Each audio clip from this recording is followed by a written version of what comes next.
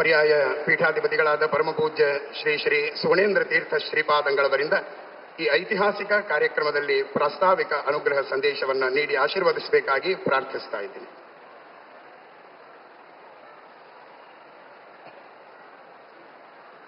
भारत को उडुपी श्री कृष्ण और गीता के संदेश को जन जन तक पहुंचाने का कार्य श्रीमन मध्वाचार्य जी की परंपरा में महान यति जगत गुरु श्री सुगुणेन्द्र तीर्थ श्रीपाद जी के द्वारा धर्म संदेश।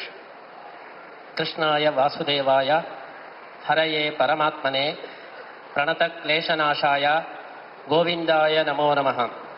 व्यासाय भवनाशाय श्रीशाय गुणराशये हृद्याय शुद्धविद्याय मध्वाय च नमो नमः। प्रथमो हनुमन्नाम द्वितीयो भीम एव च पूर्णप्रज्ञः तृतीयस्तु भगवत्कार्यसाधकः। बुद्धिर्बलं यशोधैर्यं निर्भयत्वम् अरोगता अजाड्यं वाक्पटुत्वं च हनुमस्मरणात् भवेत्। आपादमौलिपर्यन्तं गुरूणाम् आकृतिं स्मरेत् तेन विघ्नाः प्रणश्यन्ति सिद्ध्यन्ति च मनोरथाः। श्रीगुरुभ्यो नमः। संस्कृतभाषायां 5 निमेषपर्यन्तं वदामः। संस्कृतभाषा भगवद्गीता भाषा। श्रीकृष्णः गीतोपदेशं संस्कृतभाषायां कृतवान्।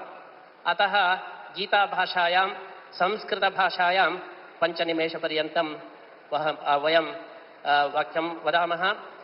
अस्मिन् दिवसे अस्माकं सर्वेषां कृष्णभक्तानां महान् सन्तोषः सञ्जातः। अस्माकं प्रधानमन्त्री श्री नरेन्द्र मोदी महोदयः लक्षकण्ठगीता पठन संदर्भे आगताः।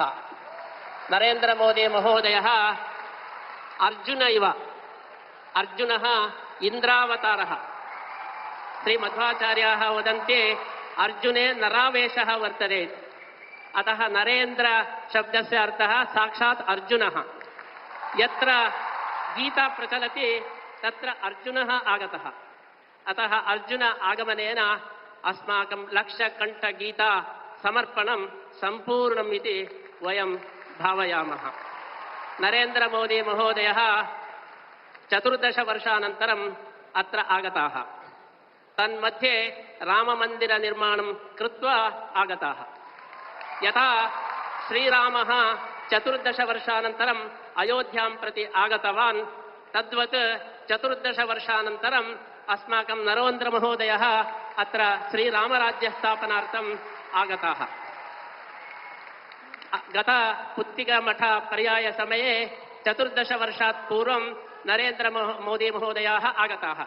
तदनन्तरं द्वितीयवारं पुनः पुत्तिकामठ पर्याय समये एव आगताः। कारणं पुत्तिकामठ पर्यायः इन्द्रपर्यायः। अष्टमठेषु इन्द्र नाम